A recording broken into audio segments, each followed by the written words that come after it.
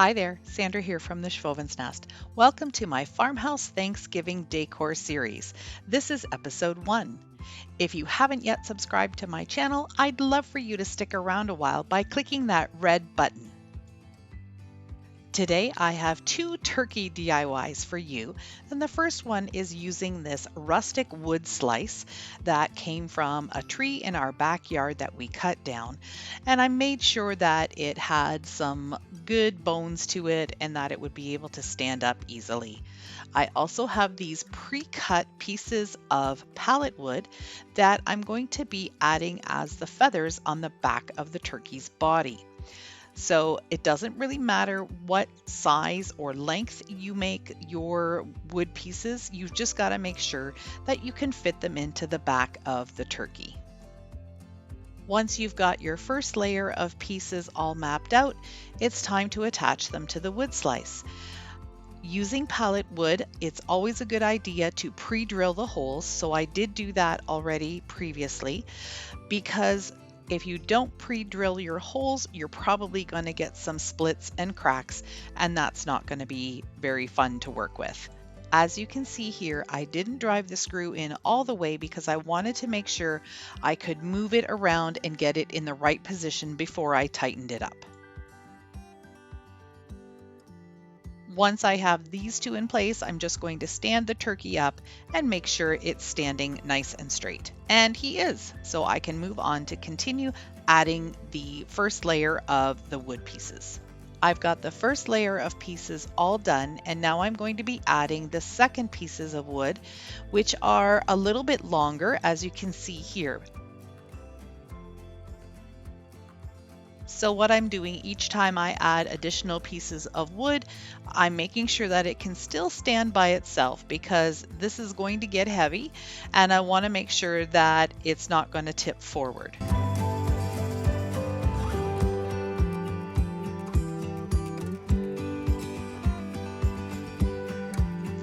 As I was adding these larger pieces of wood when I was complete, I did do a stand-up test for him, and unfortunately he was tipping back because the wood pieces for his feathers were a little too heavy.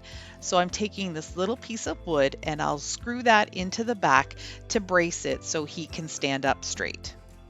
I'm starting the screws into this small piece of wood first.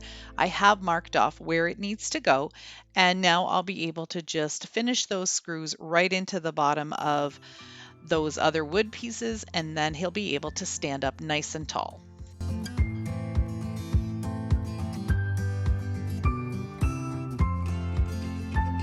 He also needed a little head, so I took another piece of scrap wood, cut off the corners, used one of the corners for his little beak, and then screwed him into place as well. I also then decided that I wanted to add a couple more pieces of wood just to make him look a little bit fuller in regards to how his feathers looked. So same process, pre-drilling the holes and then screwing them into the base.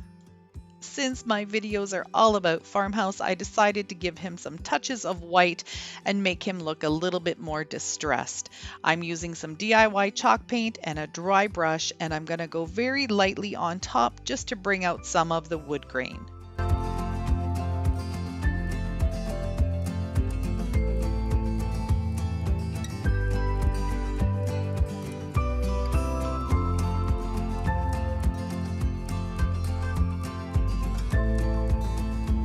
Once the white has dried, I decided to use some black paint and distress him a little bit more. I like how the whitewash looks, but I wanted to make him look a little bit more aged, and the black helps me do that. Again, just using a dry brush, dipping it into the paint, dabbing most of it off, and then just going across in the direction of the wood grain.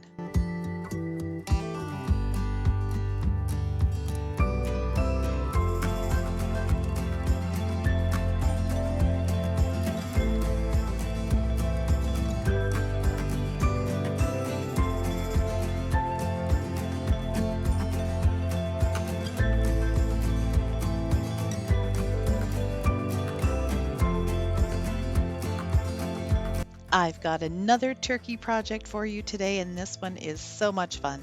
This is a Dollarama pumpkin, those orange ones that are styrofoam, and it was previously painted the chiffon cream Rust-Oleum chalk paint, but this year I decided to do something a little different. I'm taking some spackling, which is like the drywall spackle that they put on houses and walls and things, and what I'm going to do is just kind of put it on in such a way that it looks like feathers of a turkey. So I'm just taking a little piece of wood and I'm just going to push it all onto the styrofoam and then just kind of flick it like you see me doing here, and it will start to look like feathers. I'm going to cover the whole pumpkin this way, and then I'm going to set it aside to dry. It's going to take probably overnight to dry because I'm putting the spackle on fairly thick. So here's what it looks like the next day when it's completely dry. What I'm doing is just rubbing my hand over it to get off any of those little bits and pieces that are gonna fall off when I paint. I didn't want to sand it because I want to keep that really nice texture, but you can see that there are some little pieces just kind of falling off, and that's what I want to get rid of.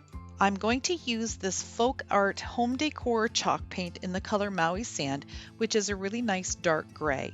I'm going to give him one good coat because this chalk paint is super thick and it covers really nicely. And I'm also using a smaller brush so I can get into all of those little nooks and crannies and make sure that they're all covered.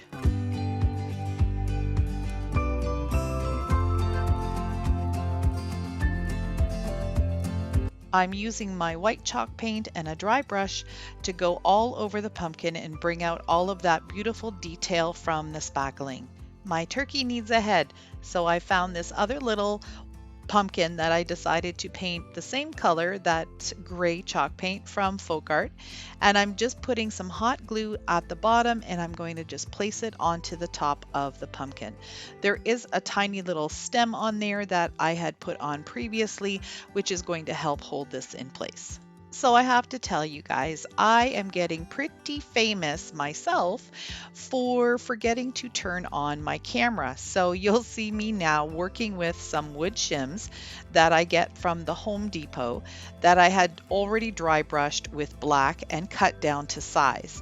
These wood shims are really easy to work with. They can be cut with either a strong pair of scissors or you can do it with a box cutter or utility knife. And they're thicker on one end and thinner on the other end, so it's really easy to use whichever end you need.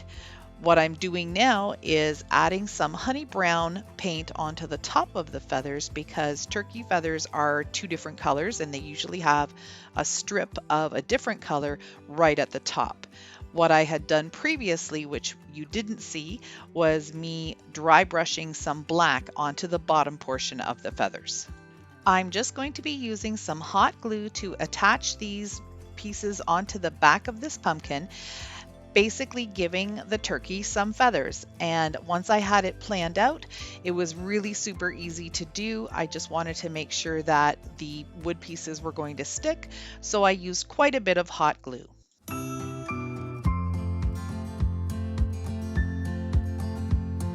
Here's what he looks like so far. I think he's starting to look pretty stinking cute. I'm going to continue on adding the wood shims. The rest of them I'm going to add right onto the inside so I can glue wood onto wood.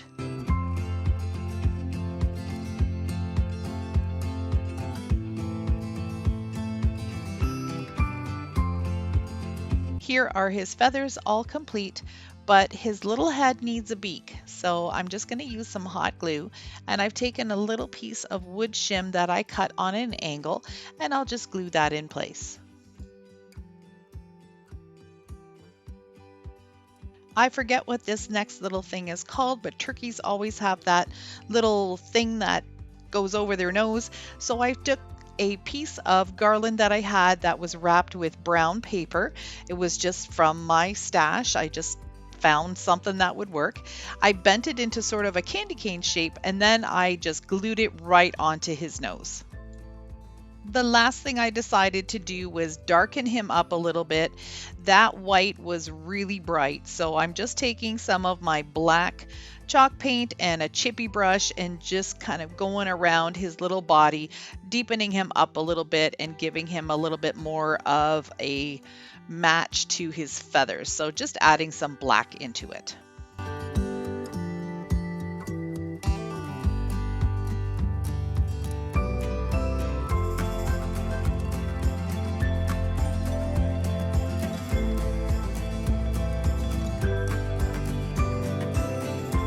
I really hope you enjoyed watching me make these turkeys. They were a lot of fun and they turned out so sweet. If you like this kind of content, as I said earlier, I'd love for you to stick around. Hit that subscribe button. Those two black arrows will show you exactly where to click. Thanks so much for watching. See you in the next one.